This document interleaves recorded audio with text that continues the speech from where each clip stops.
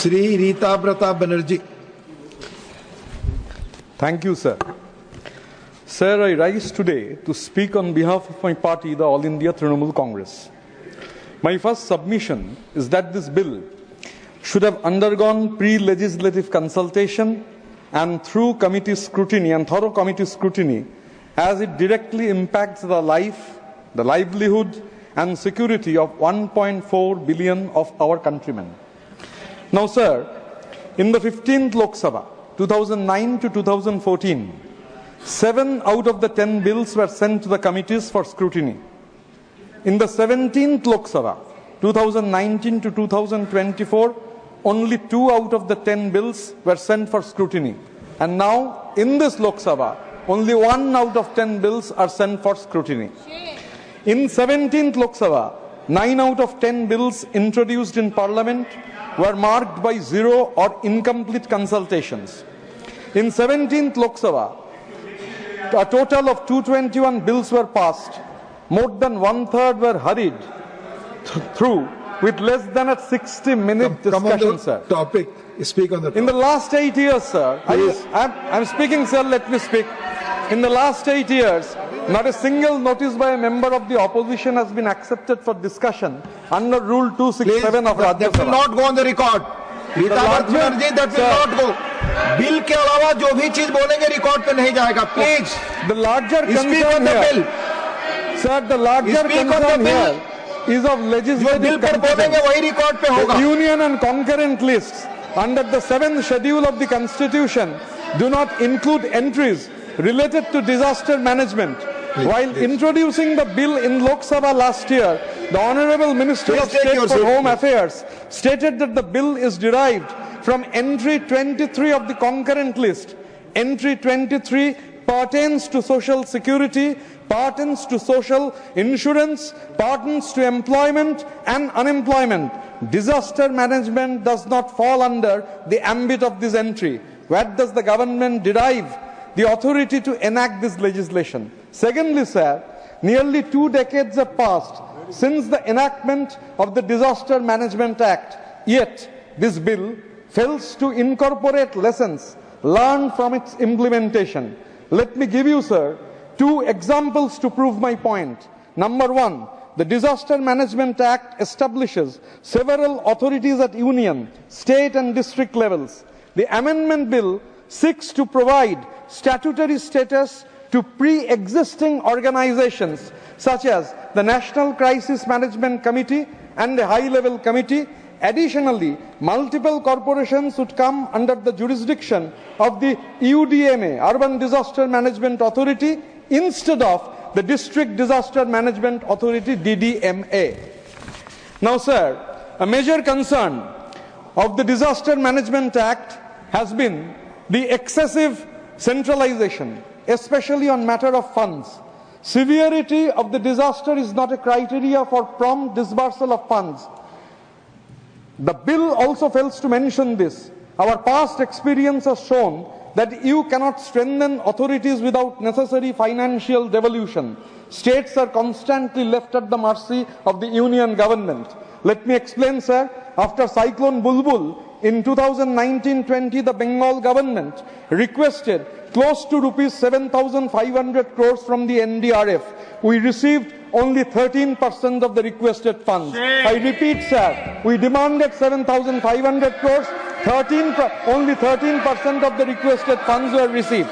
Then came Cyclone Amphan, sir, 354 people died, 24,000 livestock lost, and over 5.6 lakh houses were damaged. We only got 6% of the funds we demanded, only 6%. And for Cyclone Yash, where 18 of our 23 districts, I repeat, sir, in Yash, 18 of our 23 districts were severely affected. Not a single rupee was disbursed by the NDRF. In the Honourable Finance Minister's budget speech last year, assistance measures were announced for Sikkim, for Bihar, for Assam, for Himachal Pradesh and for Uttarakhand. We are genuinely happy, sir, for those states. But why is West Bengal left out again and again? Sir, the northern part of Bengal including Jalpaiguri, including Alipurduar, including Darjeeling, including Kalimpong, face some of the worst floods every year. Transboundary water from Bhutan flooding the areas. Now what is happening in the northern part, according to the CAG, West Bengal suffered average annual damages worth almost rupees 8,800 crores between 13 and 17. This was much higher than the all India average of the last 60 years. I repeat, sir, much higher than the all India average of the last 60 years.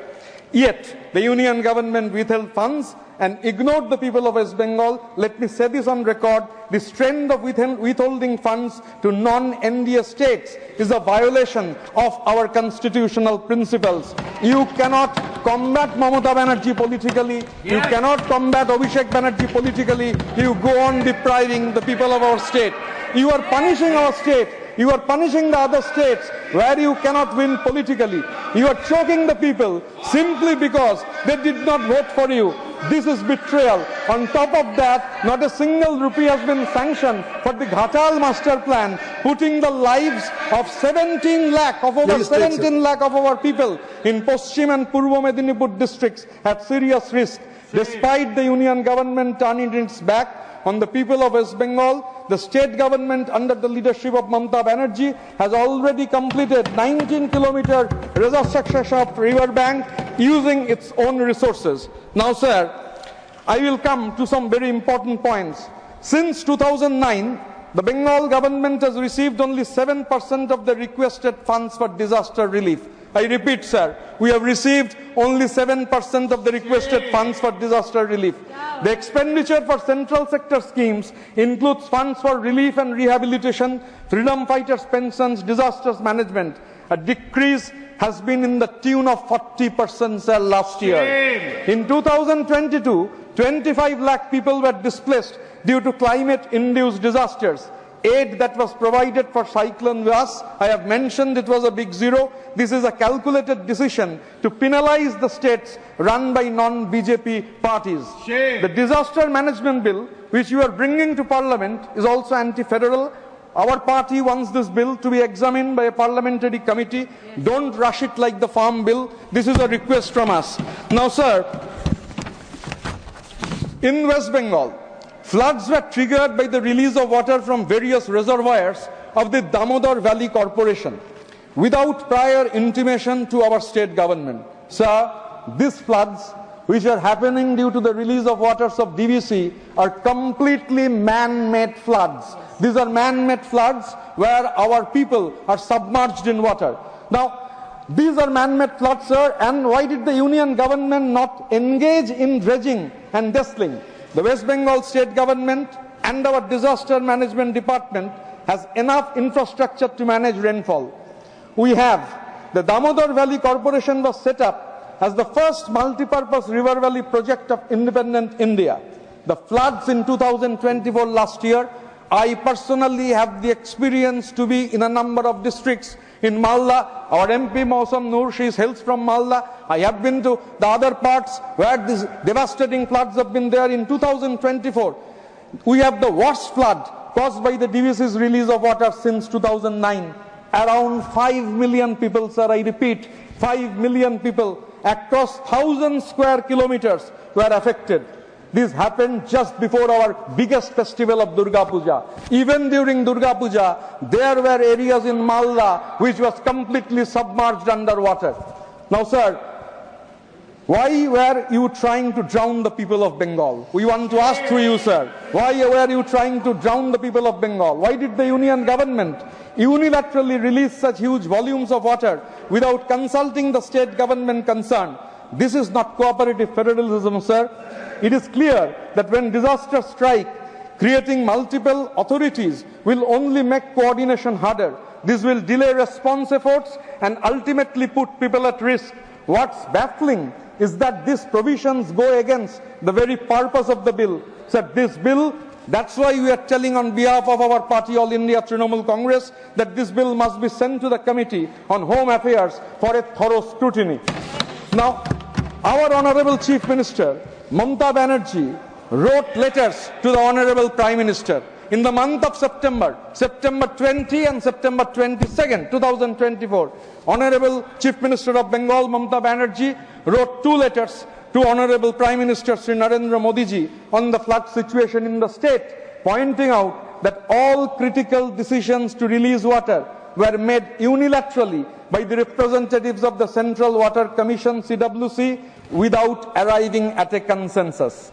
This was this letters that our Chief Minister wrote to the Prime Minister in a span of 2 days was regarding the release of water from the reservoirs controlled by the Damodar Valley Corporation for inundation of large areas in South Bengal. Sir, through you, I will urge the government that what is the condition?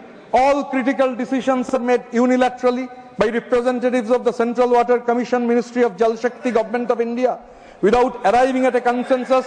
Sometimes water releases take place even without any notice to the state government, and the requests and views of the state governments of West Bengal are completely ignored.